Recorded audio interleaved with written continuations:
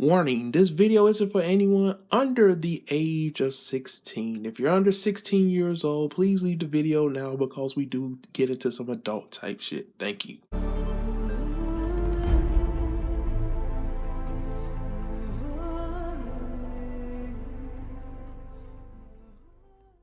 Hey, what's up, ladies and gentlemen? It's your boy CharlesISanimeWorld, and welcome to my review of UNDEAD UNLUCK Chapter 18.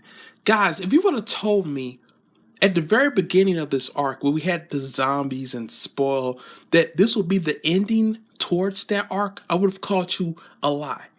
This arc has been great, okay? The whole zombie thing with spoil, that was okay, but the ending to this arc where we got this dark version of Andy, or the real Andy as it were, Victor, whatever you want to call him, this has been phenomenal. Chapter 16 is still my favorite chapter of the series so far, but chapter 18 really gave it a run for its money. So let's talk about this chapter. So this is the biggest question that I have. Where did Fuko get the gun from, the Magnum? Because we've seen color artwork that she was going to have a gun, so it's not surprising that she has it. But I want to know, where in the world did she get it from? Did she get it from that time that she was in Andy's armory when they was suiting up, when they was getting weapons? Did Sheen give it to her? Or could she have possibly gotten it from Gina? Because she was surprised herself. She said, wait, what is this in my pocket? You know, so I'm wondering, where in fact did she get the gun from? And my favorite part of the chapter, well, one of my favorite parts was the gun guy of the Union. He says, hey, that's a nice little number you got there. So I hope later on in the series we get like a training arc with him and her where he teaches her actually how to use her gun, how to clean her gun, how to become better at using it. I hope we get some type of arc like that later on in the series. Now, is it just me, or do you guys think that the gun could actually be an artifact? An artifact, excuse me. Like Sheen's staff, because we saw how it came back to him. Do you think that Fuko's gun could be an artifact, or do you think it's just a regular gun? Either way, I'm okay with that. I'm still leaning towards the fact that it may just be a regular gun, but I do think that Fuko needs some type of artifact like everyone else does have in the Union. So I'm hoping that it's an artifact, but at the same time, I'm thinking that it's just a real gun. Now, Fuko, after shooting Andy in the head with this gun at point blank range, okay, point blank range, she shoots him in the head.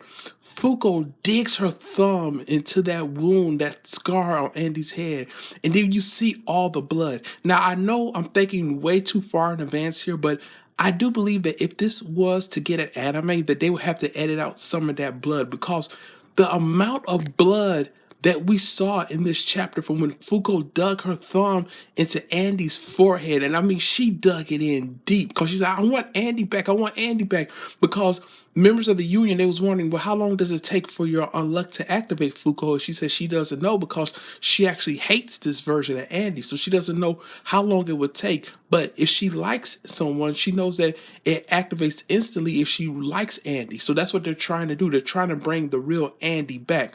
Okay? So, after she's digging her fingers into Andy's skull, again, I love Fuko so much. We have the whole Gote, oh, excuse me, not the Gote 13, that's later on, but we have the whole Union, protecting her. Because, we see that Andy, earlier on, he sends out, more of his clones or whatever off of his fingertips. And we see the Union is protecting her, trying to protect Fuko. And I just love that scene so much. And this is why I said Gote 13 earlier on, because it's in my notes. Because I love the Union now. And the Union reminds me of the Gote 13 when it comes to Bleach. Because do you guys know, in Bleach, once we first saw the Gote 13, we're saying, like, how could these people do these things to Rukia? By the end of the arc, we end up liking them.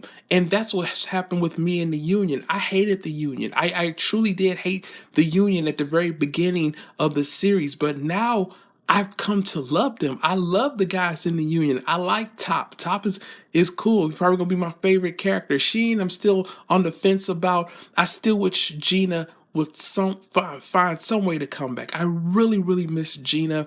But anyway, when it looks like Andy is getting ready to kill Fuko, because we get the real Andy back for just a brief moment because we see half his hair turn back to white again, and we see Fuko and Andy actually kiss. Well, we don't see the kiss, but it's implied, and we see all the members of the Union just looking in awe, like, oh my God, they're actually kissing on the battlefield. And if you notice, Andy's clothes come back as well. They start to form on his body, while they're kissing. So, once Fuko gets out of there, because she says it's time for you guys need to get out of there because my unluck is about to activate, you see all the members of the Union haul ass. So at that moment, Andy, as we saw in the chapter, he's getting ready to fire his bullets, but Sheen, using his ability, even from that far distance away, was able to stop Andy because Andy wasn't expecting it.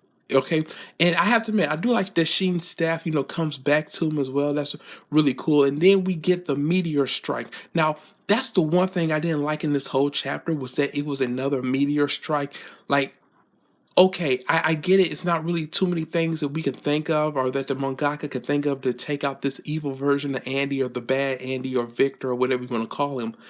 But a meteor strike, we've already had that once before, I believe. Or was that a satellite falling from the sky? It was something like, I do believe we had meteorites before. Correct me if I'm wrong, guys. If you do, I'm completely okay with that. But I think we had meteorites before. Or was that just a satellite falling from space? I don't know. Or was it both? I don't know.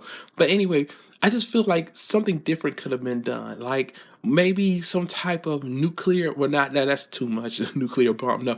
Maybe some type of bomb or something that was buried by a government or something activates, or it gets triggered by a lizard or something. Something so out the way that you can't believe, like, oh my God, that would happen right then and there at that moment. Like if there was some type of like bomb that was buried underground or something, and like a lizard, kind of crawled over it and activated it by pressing the button or something like that. And then we get the explosion that way, but just a normal meteor strike again, don't really like that. But anyway, after the meteor strike, we see Fuko run back and jam the card back in Andy's head again, while Andy's just laying there burnt to a crisp. So, all in all, guys, chapter 18 of Undead Unluck Return was great. I loved it. I still think that it's not as good as chapter 16 was, but it's way better. It's a much improvement from chapter 17. But hey, that'll do it. Thank you guys so much. I will catch you guys next week for Undead Unluck chapter 19. And again, hey, sayonara, suckers.